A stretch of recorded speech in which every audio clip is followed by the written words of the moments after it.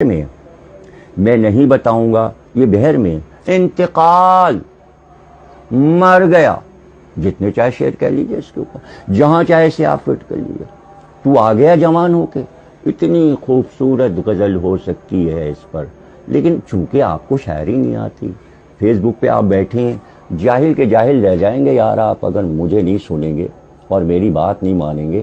میرے محاوروں کو اچھی جگہ استعمال کیجئے، میرے جملوں کو خوبصورت طریقے سے استعمال کیجئے، میم بناتے رہیے، آپ میم بنائیے۔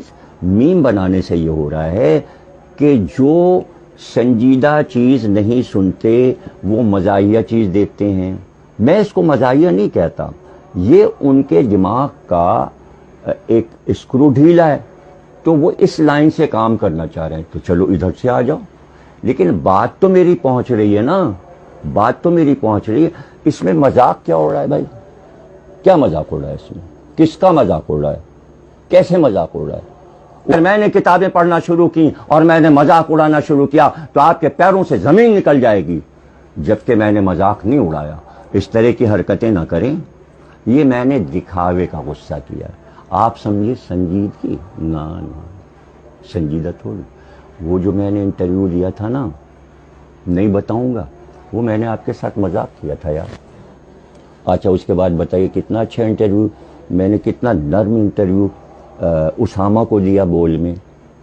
بھائی لہجوں کا ماہر ہوں، جب چاہوں غصہ کر کے دکھا دوں، جب چاہوں محبت کی نگاہ ڈال دوں، سمجھو۔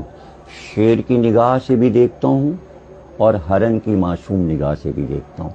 میم بناتے رہو، اب تمہیں یہ کام آ گیا ہے، تم کرتے رہو۔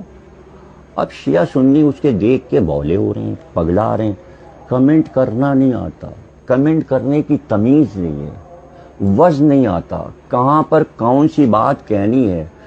دیکھیے جیسی کمنٹ وہ لکھتا ہے نا، ظاہر ہو جاتا ہے یہ احمق ہے، اس کو کچھ نہیں آتا، بالکل احمق ہے۔ تو آپ یار اپنی تصویر ڈال کے اپنے کو کیوں احمق اور پاگل مشہور کرا رہے ہیں؟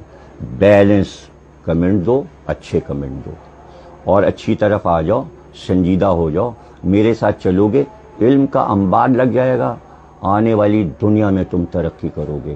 بے وقوفیاں کرو گے، احمق رہو گے تو پھر شیخ چلی رہو گے۔